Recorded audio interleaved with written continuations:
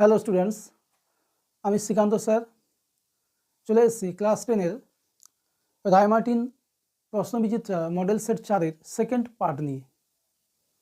সবাইকে আমার এই চ্যানেলে স্বাগতম। তা আগের ভিডিওতে তোমরা 1 মার্কের যে প্রশ্নগুলো ছিল তার সমাধান দেখে নিয়েছো। এই পর্বে 2 নম্বরের যে প্রশ্নগুলো রয়েছে তার ডিটেলস সমাধান তোমরা পাবে। চ্যানেলে যদি তোমরা নতুন হয়ে থাকো, লাইক কমেন্ট শেয়ার করো, পাশে থাকা বেল আইকনে প্রেস করে চ্যানেলটিকে অবশ্যই সাবস্ক্রাইব করে দিও। আর পুরনো হলে এই ভিডিওগুলিকে প্রচুর শেয়ার করো, যাতে করে তোমাদের ন্যায় আরও বাকি যে স্টুডেন্টরা রয়েছে যারা এখনও যুক্ত হয়নি খুব সহজে অঙ্কগুলো শিখতে পারে। তা বেশি কথা না বলে এবার আমি অঙ্কে ফিরছি। প্রথম যে 1-এর অঙ্কটা রয়েছে, তা বার্ষিক 7.5% সুদের হারে 12,000 টাকার 2 বছরের চক্রবৃদ্ধি সুদ ও সরল সুদের অন্তর। তা প্রথমে একটু বলে দিই যে 1 বছরে সরল সুদ যা হয় চক্রবৃদ্ধি সুদ তাই হয়। ডিফারেন্সটা হয় 2 নম্বর বা 3 নম্বর বা তার চেয়ে বেশি বছরের ক্ষেত্রে। তা প্রথমে আমরা 1 বছরের ক্ষেত্রে দেখে নেব যে সুদটা কত আসে, কেননা সেক্ষেত্রে সরল সুদ আর চক্রবৃদ্ধি সুদ দুটোই সেম। তা দেখো মূলধনটা কি দেওয়া রয়েছে, মূলধন পি সমান রয়েছে 12,000 টাকা, বার্ষিক সুদের হার R% সমান রয়েছে 7.5%। টাইমটা আমি 1 বছর নিচ্ছি। তাহলে সরল সুদ কত আসছে, PTR/100, PT সমান 1 আর রয়েছে 7.5/100। এই পয়েন্টটা তুললে নিচে আসবে একটা 10, 3টে 0 ক্যান্সেল হবে, 12 5 60, 12 7 84 আর 6 হলে 90, 900 টাকা। এবার চক্রবৃদ্ধি সুদের ক্ষেত্রে কি হয়, এই যে সুদটা পেলাম সেই সুদটা আবার আসলের সঙ্গে যুক্ত হয়ে যায়। তাহলে দেখো দ্বিতীয় বছরের মূলধন 12,000 ছিল, তার সঙ্গে যোগ হয়ে যাবে 900 টাকা, তাহলে আসছে 12,900 টাকা। দ্বিতীয় বছরের শেষে সুদ কত পাবো, শেষে সুদ একই ফর্মুলা, PTR/100, 12,900, টি মানে 1 আর রয়েছে 7.5/100। পয়েন্ট তুললে নিচে একটা 10, দুটো 0 ক্যান্সেল হয়ে গেল, 5 2 10, 5 15 75, 15 দিয়ে গুণ করলে 15 9 135, হাতে 13, 15 2 30 আর 13 43, হাতে 4, 15 কে 15 4 19/2 সমান আসছে 2 9 18, 2 6 12, 2 7 14, 2 5 10। তাহলে দেখো যদি সরল সুদ হতো তাহলে কিন্তু আমরা দ্বিতীয় বছরের শেষেও সেই 900 টাকাই পেতাম, কিন্তু যেহেতু চক্রবৃদ্ধি সুদ তাহলে এক্সট্রা কত টাকা সুদ পেলাম, দেখো এখানে 900 ছিল, এখানে পেয়েছি 967.5 টাকা। তার মানে সরল সুদ, আচ্ছা আগে বড়টাই লিখি,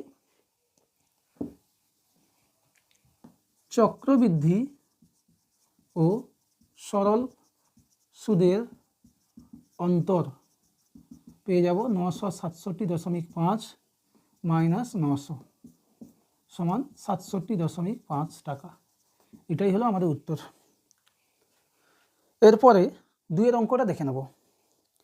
তা 1 অঙ্কটার উত্তর চলে এসেছে 67.5 টাকা। এবার 2-এর অঙ্কে কী রয়েছে, ABC একত্রে একটি ব্যবসা শুরু করেন, মূলধনের হাফ অংশ এ দেয়, 1/3 বি ও অবশিষ্ট দেয় সি, তাহলে তাদের লভ্যাংশ বন্টনের অনুপাত কত। দেখো এখানে এক্সট্রা কোনো কন্ডিশন নেই, তার মানে যে অনুপাতে মূলধন বিনিয়োগ করেছে সেই অনুপাতে তাদের মধ্যে লাভটা বন্টন হবে। তাহলে আমাদের ফার্স্ট টার্গেট হবে আগে তাদের যে মূলধন বিনিয়োগের অনুপাতটা আমরা বার করে নেব। দেখো এ দিয়েছে হাফ অংশ, এর মূলধন হাফ অংশ, বি এর মূলধন রয়েছে 1/3 অংশ, তাহলে সি এর মূলধন কত হবে, টোটাল হচ্ছে 1 অংশ হলে সেখান থেকে হাফ আর 1/3 বাদ যাবে। লসাগু আসবে 6, 6 1 2 3 3 2 1 6। অতএব A/B/C আমরা কি পাবো, এ রয়েছে হাফ, বি রয়েছে 1 3, সি রয়েছে 1 6। আর নিচে যে সংখ্যাগুলো আছে তাদের লসাগু বার করব, প্রত্যেকটা টার্মকে গুণ করব।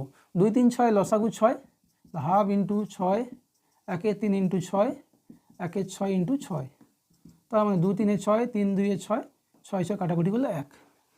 অতএব এ বি ও সি এর লভ্যাংশ বন্টনের অনুপাত আমরা পেয়ে গেলাম 3:2:1।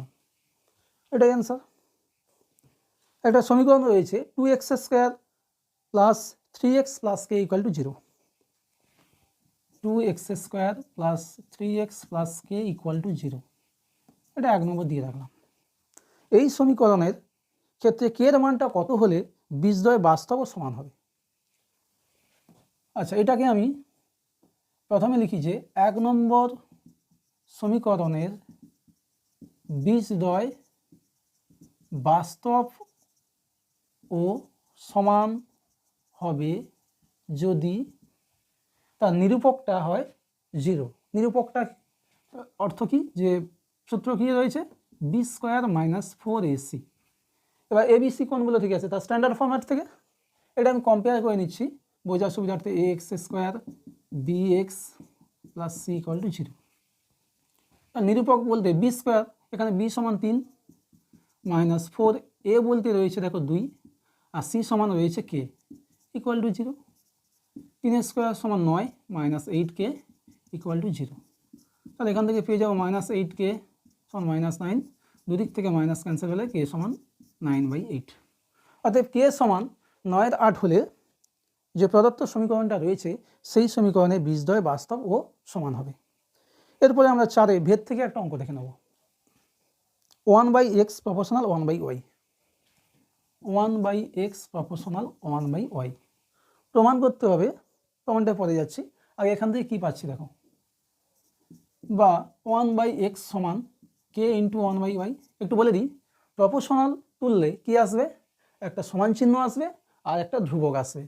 এই কে কে অবশ্যই পরিচয় দিয়ে দেবে কে একটি ভেদ ধ্রুবক। তাহলে এখান থেকে কি আসছে দেখো, y সমান কোনাকুনি গুণ করলে কে এক্স, এই ভ্যালুটা আমরা ইউজ করব। যে প্রমাণটা রয়েছে x³ proportional y² into X plus Y. x³ proportional y² into X plus Y, এই প্রমাণটা আমাদের আনতে হবে। তা সেক্ষেত্রে দেখো একটু বলে দিই যে এই যে প্রমাণ করতে হবে, ডান দিকে যেটা থাকবে সেটা এই বাম দিকে নিয়ে এসে নিচে নামিয়ে প্রমাণটা শুরু করব। অর্থাৎ একটু শর্টে বলে দিই, যদি এ প্রপোর্শনাল বি প্রমাণ করতে বলে আমরা শুরু করবো a/b দিয়ে, তাহলে আমাদের অঙ্কটা করতে অনেক সুবিধে হবে। তো এখানে একই রকম শুরু করছি আমি x³ by y² into X plus Y সমান, দেখো x³ ওপরে থাকলো, নিচে দেখো y² ওয়াই ভ্যালুটা কে এক্স পেয়ে গেছি আমরা, তাহলে কে এক্সের whole square into X plus Y, X কে এক্স থাকলো, ওয়াই সমান বসিয়ে দিলাম কে এক্স। লিখতে পারি যেহেতু ওয়াই সমান কে এক্স। এবার দেখো এখানে কি আসছে, ওপরে x³ আছে, নিচে আসছে k² x², এখান থেকে একটা x কমন নিলে 1 প্লাস কে। তারপর ওপরে x³ থাকছে, নিচে দেখো x আর x² গুণ করলে x³ k² ইন্টু 1 প্লাস কে। x³ ক্যান্সেল হলে 1/k² 1 প্লাস কে। অতএব কী পেলাম, x³ সমান 1/k², সরি এটা নিচে রয়েছে 1 plus K into y² X plus Y. এবার দেখো প্রপোর্শনাল তুললে যে নিয়মটা হয়, প্রপোর্শনাল ফিরলে সেই নিয়মটা অ্যাপ্লাই করব। কি, যে সমান চিহ্ন রয়েছে আর একটা ধ্রুবক রয়েছে, তাহলে আমরা এই দুটো ক্যান্সেল করলে চলে আসবে proportional y² into X plus Y, প্রমাণিত। এরপরে আমরা হচ্ছে 5 অঙ্কে যাব। কি রয়েছে, 10 সেমি ব্যাস বিশিষ্ট বৃত্তে একটি জ্যা, এর দৈর্ঘ্য হচ্ছে 8 সেমি। তাহলে কেন্দ্র থেকে জ্যাটি দূরত্ব কত। আগে ছবিটা এঁকে নিই। 10 সেমি ব্যাস বলেছে বৃত্তের, একটা বৃত্ত রয়েছে, তার ব্যাস হচ্ছে 10 সেমি। এটা আঁকার দরকার নেই, একটু মনে রাখি যে ব্যাসটা দেওয়া রয়েছে 10 সেন্টিমিটার। আর রয়েছে একটি জ্যা, যার দৈর্ঘ্য 8 সেন্টিমিটার। এবি একটা জ্যা ধরে নিলাম, এবি সমান 8 সেন্টিমিটার। কেন্দ্র থেকে জ্যাটির দূরত্ব কত বললাম, আমরা ডি, ওডি জানতে চেয়েছে। আচ্ছা, ওবি যদি আমরা যোগ করি তাহলে কিন্তু পেয়ে যাবো বৃত্তের ব্যাসার্ধ। ধরি ও কেন্দ্রীয় বৃত্তের এবি একটি জ্যা, যার দৈর্ঘ্য 8 সেন্টিমিটার। এবার যেহেতু দূরত্ব নির্ণয় করতে বলেছে, অর্থাৎ লম্ব দূরত্ব, ওডি লম্ব এবি। অতএব এই যে বৃত্তের কেন্দ্র থেকে লম্ব অঙ্কন করা হয়েছে জ্যার উপর, সেই জ্যাকে সমান দুভাগে ভাগ করবে। তাহলে আমরা বিডি কত পেয়ে যাব, বিডি সমান 8/2, পুরোটা ছিল 8, 8-এর অর্ধেক 4 সেন্টিমিটার। ওবি সমান বৃত্তের ব্যাসার্ধ, সেটা পেয়ে যাব 10/2 সেন্টিমিটার, 5 সেন্টিমিটার। সমকোণী ত্রিভুজ, এটা তো লম্ব মানে 90 ডিগ্রি, ত্রিভুজ ও ডিবি থেকে পাই লম্ব স্কোয়ার বলতে ওডি স্কোয়ার প্লাস ভূমি বলতে বিডি স্কোয়ার সমান অতি বলতে ওবি স্কোয়ার, বা ওডি স্কোয়ার, বিডি বলতে কত 4 তার স্কোয়ার, ওবি বলতে 5। তাহলে ওডি স্কোয়ার সমান 5 স্কোয়ার 25 মাইনাস 4 স্কোয়ার সমান 16 সমান 9 সমান 3 স্কোয়ার। তাহলে এখান থেকে পেয়ে যাচ্ছি ওডি সমান 3। অতএব বৃত্তের কেন্দ্র থেকে জ্যায়ের দূরত্ব আমরা পেয়ে গেলাম 3 সেন্টিমিটার। এরপরে 6 অঙ্কতে যাব। 6 অঙ্কতে রয়েছে এবিসি একটি ত্রিভুজ,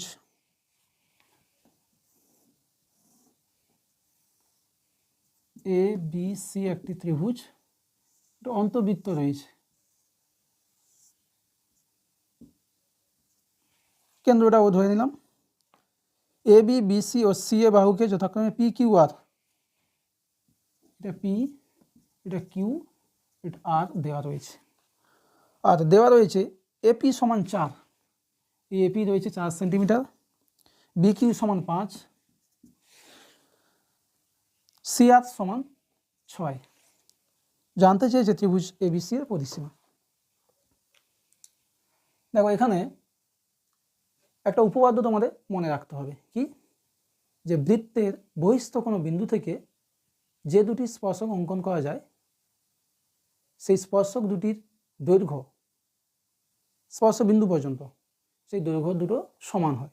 অর্থাৎ দেখো এই যে এ একটি বহিস্থ বিন্দু, সাপোজ মনে করো যে বৃত্তটা ও কেন্দ্রীয় বৃত্ত, তার বহিস্থ বিন্দু হচ্ছে এ, সেই এ থেকে আমরা দুটি স্পর্শক অঙ্কন করছি, এপি এ আর। তাহলে উপপাদ্যের অনুযায়ী আমরা কি পাবো, যে এপি সমান এ আর। একবার হচ্ছে লিখবো আর বাকিগুলো অনুরূপে। বহিস্থ বিন্দু এ থেকে, যেহেতু বহিস্থ বিন্দু এ থেকে বৃত্তের উপর দুটি স্পর্শক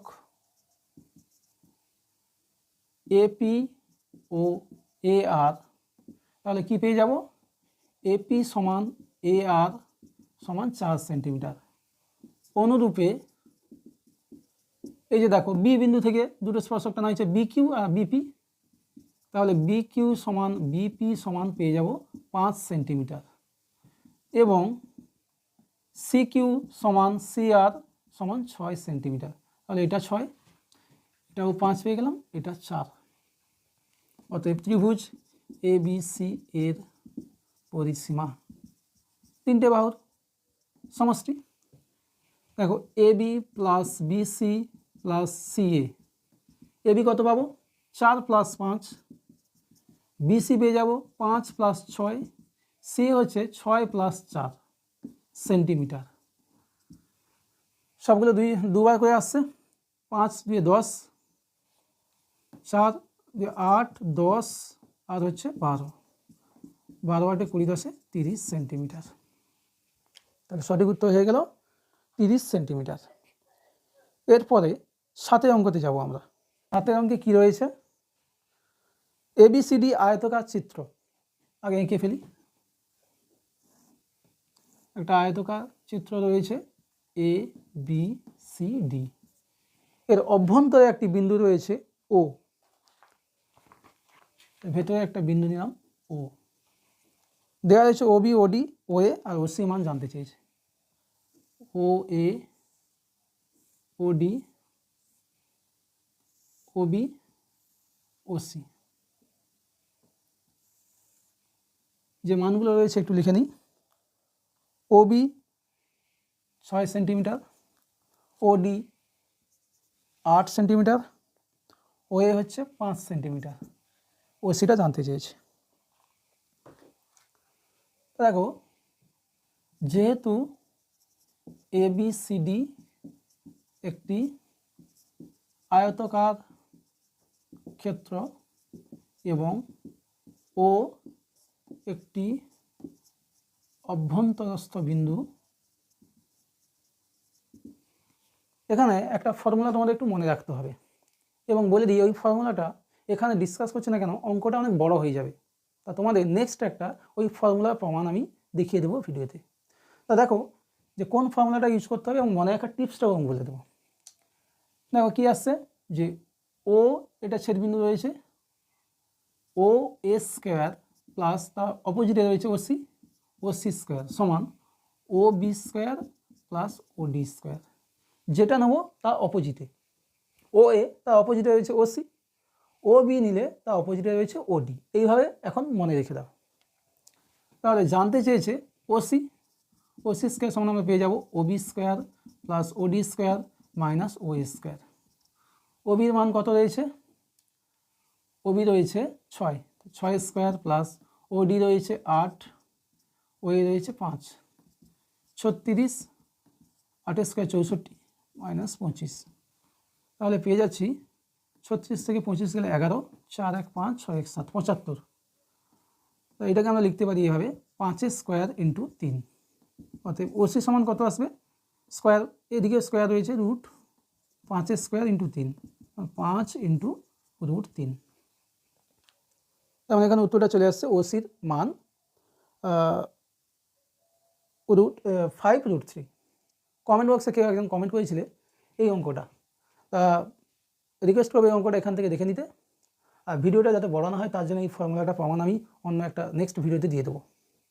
তো চলো এরপরে 8 অঙ্কটা দেখে নেব ত্রিকোণমিতি থেকে। 8 রয়েছে a প্লাস বি সমান 90 degree.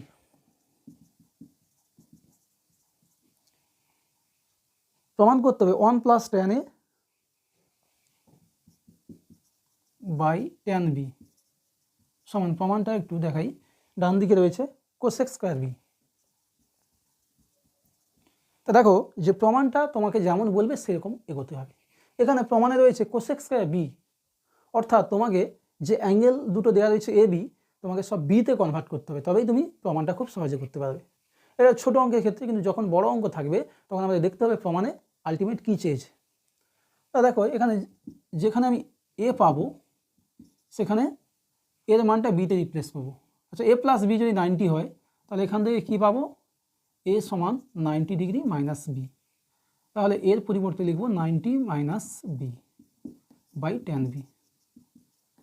1 plus tan 90 minus theta সমান কি আছে? Cot theta. এখানে থিটার জায়গায় বি আছে, cot B by tan beta উপরে উঠলে কট বি হয়ে যাবে। তাহলে চলে আসছে 1 plus cot square B. 1 plus cot square theta সমান আমরা জানি কোসেক স্কোয়ার থিটা। তাহলে খুব সহজে পেয়ে গেলাম কোসেক স্কোয়ার বি, প্রমাণিত। এরপরে 9 অঙ্কটা দেখে নেব, হাইট অ্যান্ড ডিস্টেন্স চ্যাপ্টার থেকে রয়েছে একটি ঘড়ির উন্নতিকোণ 60 ডিগ্রি এবং ঘড়ির সুতোর দৈর্ঘ্য হচ্ছে 20√3 মিটার। তাহলে ঘড়িটি কত উঁচুতে রয়েছে? সাপোজ ধরো এখানে একটা ঘড়ি রয়েছে, তার সুতোর দৈর্ঘ্য হচ্ছে 20√3,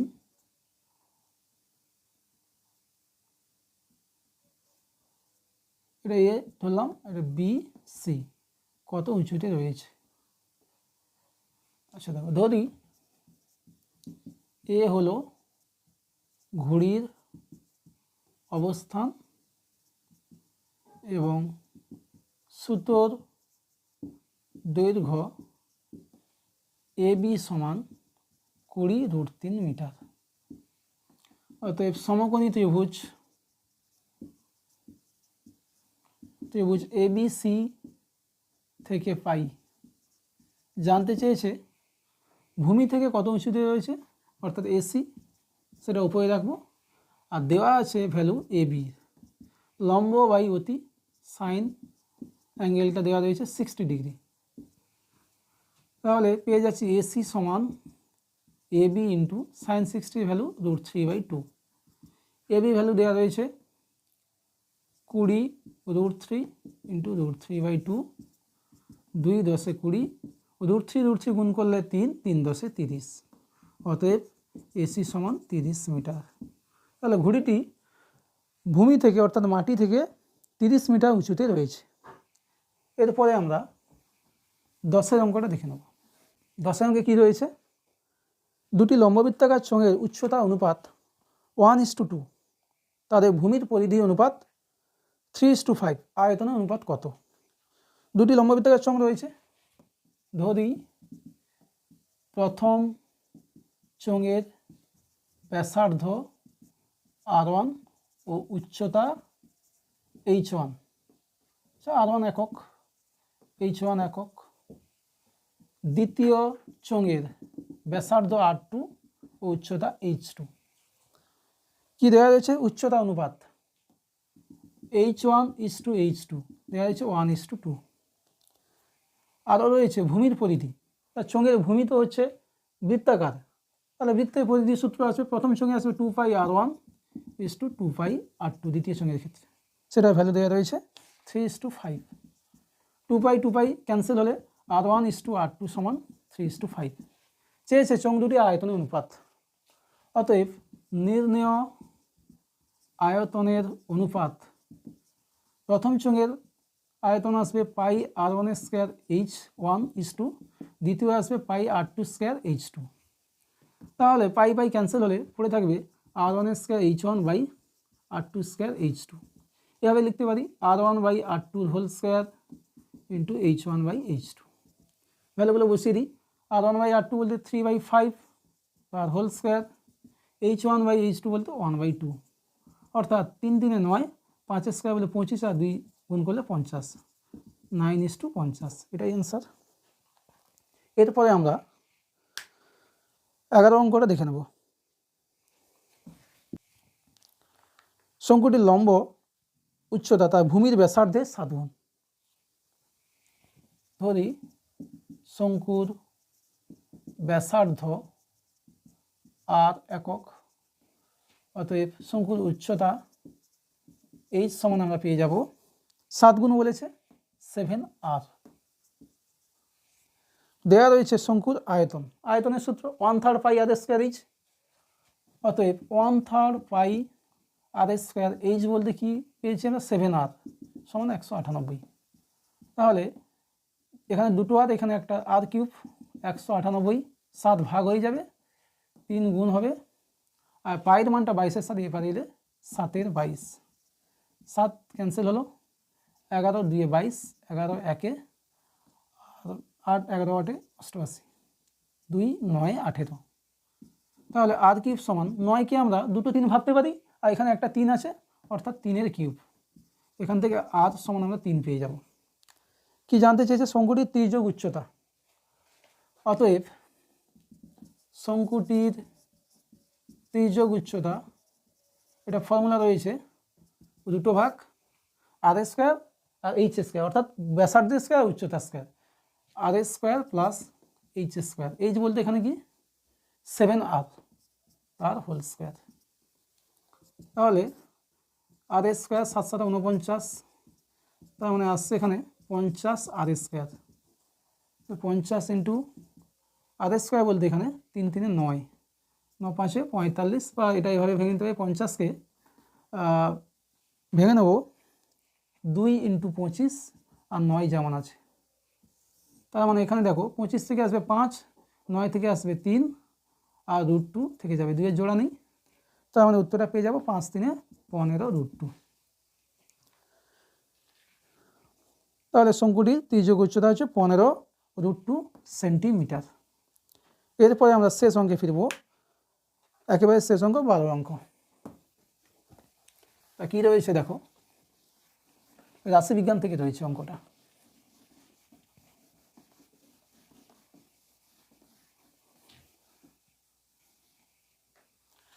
ঊর্ধ্বক্রমে সাজানো আছে কিছু তথ্য,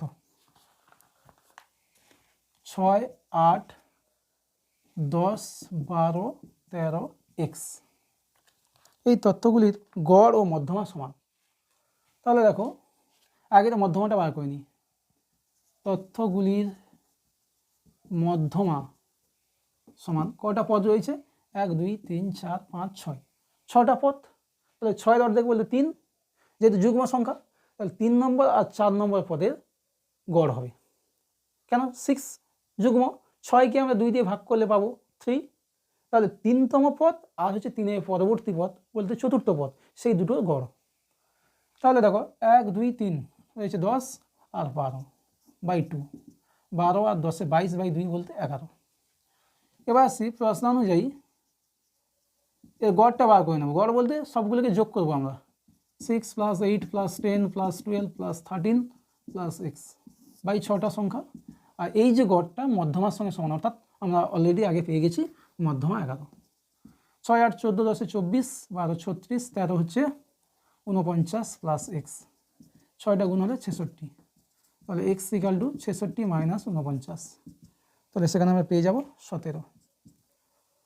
তাহলে যে 4-এর দাগে যে 2 নম্বরের প্রশ্নগুলো ছিল সেগুলো একে একে করে আমরা সলভ করে নিলাম। নেক্সট যে পার্টটা থাকবে সেখানে আমি আনবো মডেল সেট 5। মডেল সেট 5-এর দুটো পর্ব একই রকম থাকবে। একটা পার্টে থাকবে 1 নম্বরের প্রশ্ন, আর দ্বিতীয় পার্টে থাকবে তোমাদের 2 নম্বরের প্রশ্নগুলো। ভিডিওগুলো যাতে খুব বড় না হয়, তোমাদের বোরিং না লাগে, সেইখানে পার্ট করে দিচ্ছি যাতে তোমাদের অঙ্কগুলো করতে সুবিধা হয়। আর বলেই রাখছি যে তোমাদের শুধু এটা টেস্ট পরীক্ষাকে লক্ষ্য করে নয়, টেস্টের পর যে মাধ্যমিক পরীক্ষা রয়েছে সেটাকে খুব ভালোভাবে কোয়ালিফাই করতে গেলে, ভালো মার্কস পেতে গেলে এই ভিডিওগুলো অত্যন্ত দরকারি এবং উপকারী। আর এইভাবে অঙ্কগুলো আমাদের ধারাবাহিকভাবে চললে তোমরা দেখবে যে পরীক্ষাতে হুবহু একেবারে কমন অঙ্ক পেয়ে যাবে। হয় এই একই অঙ্ক পাবে, আর না হলে সেম টাইপের অঙ্ক পেয়ে যাবে, যাতে করে তোমাদের সব দিক থেকে বিভ্রান্ত হওয়ার সম্ভাবনা কমে যাবে। আমি চাইবো এরপর লং ভিডিওতে বলতে তোমাদের লং যে কোশ্চেনগুলো রয়েছে সেগুলোও সলভ দেবো, সঙ্গে সঙ্গে তোমাদের পরীক্ষার অনেকটা আগে আমি তোমাদের ফাইনাল সাজেশন দেবো, যেখান থেকে বলে অঙ্ক তোমরা কমন পাবে। তা যাই হোক, আশা করি সবাই প্রিপারেশান ভালোভাবে নিচ্ছ। সবাই ভালো থাকো, সুস্থ থাকো। পরীক্ষার সময়টা খুব প্ল্যানিং না হয়ে খাওয়া দাওয়াও নিজেদের ঠিকঠাক করবে, কারণ অসুস্থ হয়ে গেলে তোমার স্ট্রাগলটা ওইখানে থেমে যাবে। পরবর্তীতে দেখা হচ্ছে আবার একটা নতুন ভিডিও নিয়ে, যেখানে মডেল সেট 5-এর অঙ্কগুলোর সমাধান আমরা করব। তো আজকের পর্ব এইটুকু, টাটা।